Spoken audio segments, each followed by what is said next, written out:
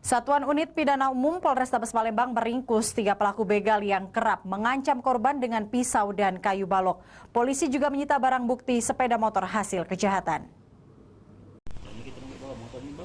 3 pelaku pencurian dengan kekerasan yang diduga kerap beraksi di kawasan Seberang Ulu, Kota Palembang ini tak berkutik saat ditangkap polisi.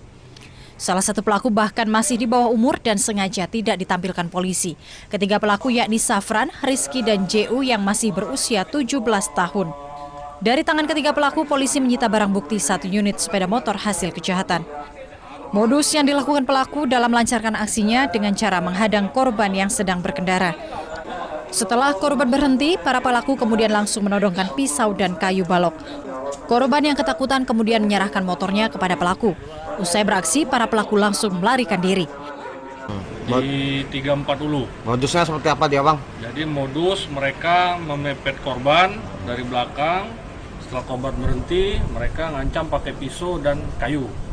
Korban sempat dilukai tidak, Bang? Korban lari saat itu, jadi korban nggak luka. Akibat perbuatannya, ketiga tersangka dijerat pasal 365 KUHP dengan ancaman 7 tahun penjara.